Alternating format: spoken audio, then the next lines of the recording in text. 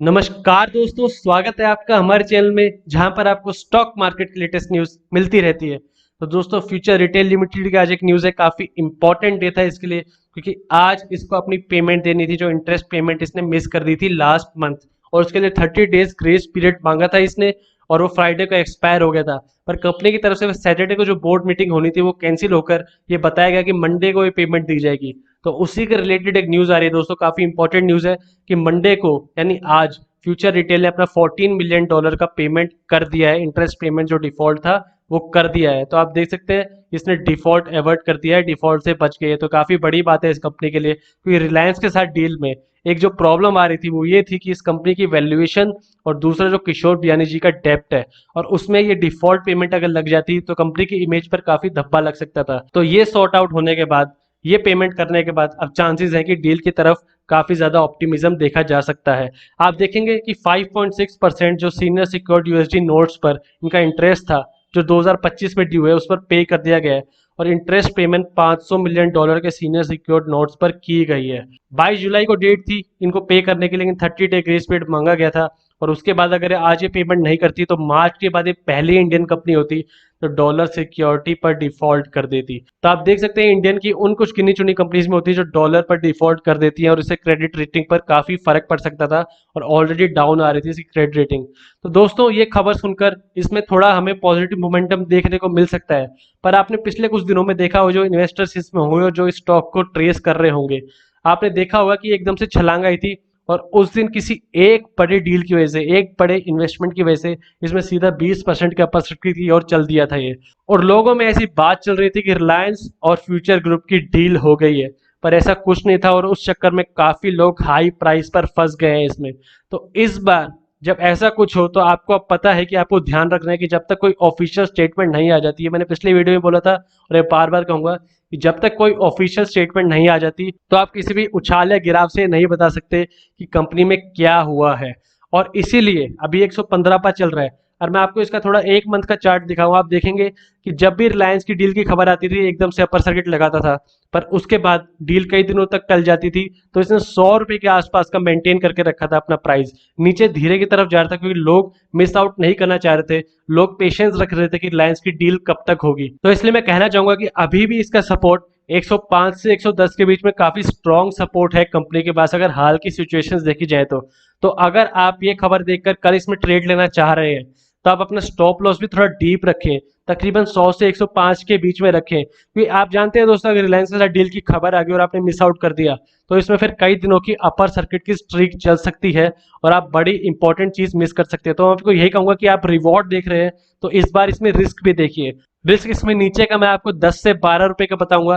लेकिन ऊपर की साइड आप जानते हैं अगर खबर आ गई तो इसमें अपर सर्किट सीधा 20% का लगता है। तो आप ये रिस्क और रिवॉर्ड लेकर चलिए साथ में, और डिसीजन आपका होगा। मैं आपको अभी इसमें रिस्क फैक्टर बता रहा हूँ, इसलिए आप उसको ध्यान में लेकर चल सकते हैं। अगर हम इसका आज का ट्रेड देखें तो आप देखेंगे कि तकरीबन 1.5 करोड़ के आसपास शेयर्स ट्रेड हुए हैं, और 50 लाख से थोड़े ऊपर शेयर्स इसमें डिलीवरी की तरह उठा लिए गए हैं। 35.72% की आज इसमें डिलीवरी है, तो काफी अमाउंट में डिलीवरी उठाई गई है इसमें। आप इसका चार्ट देखें तो आप देखेंगे कि एक महीना पहले जो इसका लो था, आज से एकदम एक महीना पहले 24 जुलाई को ये 100 के आसपास ट्रेड कर रहा था, और उसके बाद रिलायंस की खबर आती है, अपर सर्किट की स्ट्रीक लगी और एक हिसाब से कंसोलिडेशन फेज में मान लीजिए, और दोबारा से इसमें आप माइल्ड अप ट्रेंड बता सकते हैं, अपना प्राइस सेटलमेंट ढूंढ रहे हैं। तो दोस्तों, अब रिलायंस की डील या इसके रिजल्ट्स क्या पहले आता है वो इम्पैक्ट करेगा इसके आगे आने वाले प्राइस को। और बोला तो जा रहा है कि डील अगस्त एंड तक हो जाएगी, कई एनालिस्ट से, कई सोर्सेज से, पर वही बता रहा हूं मैं आपको दोस्तों, जब तक ऑफिशियली नहीं बताया जाए आप इस बात को बिल्कुल पक्का नहीं बता सकते, क्योंकि ऐसा पिछली बार भी हुआ था। 24 जुलाई को जब रिलायंस ने डील की खबर आई थी, इसमें अपर सर्किट लगा होगा,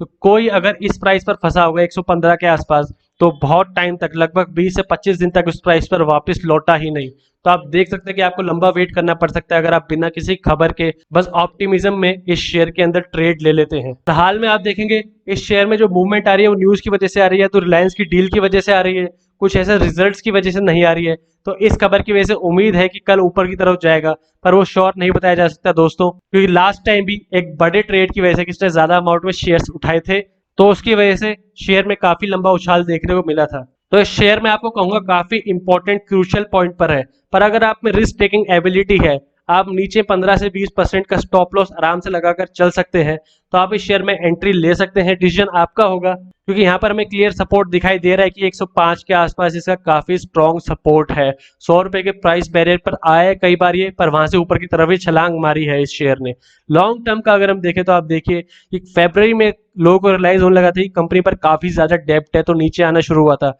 उसके बाद कोविड की मार पड़ते ही कंपनी एकदम भारी गिरावट से गुजरी थी, और उसके बाद कंपनी ने अच्छे रिटर्न्स दे दिए हैं। पर वही दोस्तों, अब रिलायंस के साथ डील या इसका रिजल्ट या इसका आगे का मोमेंटम डिसाइड करेगा, क्योंकि आप देख रहे होंगे एक महीने से लगभग 100 के आसपास ही चल रहा था, शेयर को नहीं पता था, लोगों को नहीं पता था कि शेयर की फेयर वैल्यू क्या है। और अगर डील हो जाती है दोस्तों, तो उसके बाद एक इंपॉर्टेंट चीज देखने को मिलेगी कि क्या रिलायंस इसको फुल बाई कर रहा है, फुल परचेज कर रहा है, या इसमें स्टेक उठा रहा है 50% का, तो वो भी एक इंपॉर्टेंट फैक्टर होगा। और अगर बाई कर रहा है तो उसके पास स्वैप रेशो क्या आएगा, तो उसके बाद भी काफी लंबा रास्ता है इन्वेस्टर्स के लिए कि कंपनी उस पर रिलायंस के हाथों में आ जाएगी, और वहां से आपको कुछ फेयर बदल देखने को मिल सकते हैं कंपनी में। कंपनी बुरी नहीं है, इसके पास काफी फेमस ब्रांड्स है, काफी जाने माने ब्रांड्स है, पर प्रॉब्लम ये है कि कंपनी पर डेब्ट काफी ज्यादा हो गया है। जो लॉन्ग टर्म गोल्स रखे थे कंपनी ने, वो ये अचीव नहीं कर पाई है, उसकी वजह से डेब्ट बढ़ता गया और बिजनेस पर लगातार बुरे से बुरे इंपैक्ट होते गए। रिलायंस से खरीदने से ये होगा कि रिलायंस ऑलरेडी रिटेल सेक्टर में जाना चाहता है,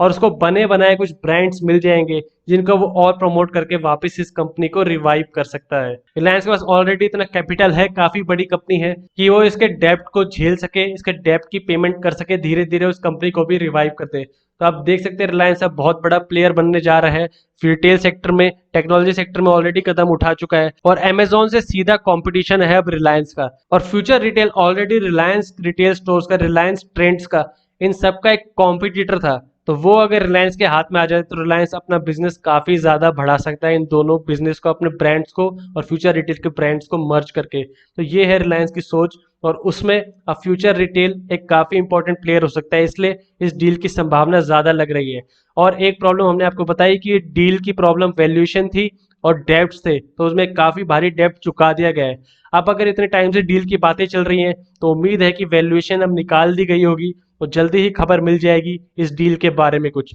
तो अब इस कंपनी में एक सीधा रीजन दिखाई दे रहा है जिसकी वजह से इसमें काफी प्रॉफिट हो सकता है, और इसमें रिस्क फैक्टर ये है उस डील का डिले होना और इस कंपनी की हाल की बुरी परफॉर्मेंस। तो इस रिस्क और रिवॉर्ड फैक्टर को आप कैलकुलेट करिए, इस हिसाब से कैपिटल डालिए इसमें। और दोस्तों, मैं आपको ये बताऊं कि अगर आप लंबा रिस्क ले रहे हैं तो उसमें हमेशा उतना ही कैपिटल डालना चाहिए जितना आप लूज करना अफोर्ड कर सकते हैं। तो आप ज्यादा प्रॉफिट के चक्कर में ज्यादा कैपिटल ना लगा दीजिएगा, क्योंकि आप जानते हैं डील का अभी बताया जा रहा है कि जल्दी ही हो सकती है, पर कुछ कंफर्म नहीं बता सकते, और आप काफी प्रीशियस टाइम खो देंगे अगर डील फिर से डिले होती है तो आप रिस्क फैक्टर और रिवॉर्ड फैक्टर साथ लेकर चलिए, उसके बाद अपना डिसीजन बनाइए। तो ये थी फ्यूचर रिटेल की लेटेस्ट न्यूज और एनालिसिस। वीडियो पसंद आए तो लाइक कीजिए, और ऐसी और वीडियोस के लिए हमारे चैनल को सब्सक्राइब कीजिए।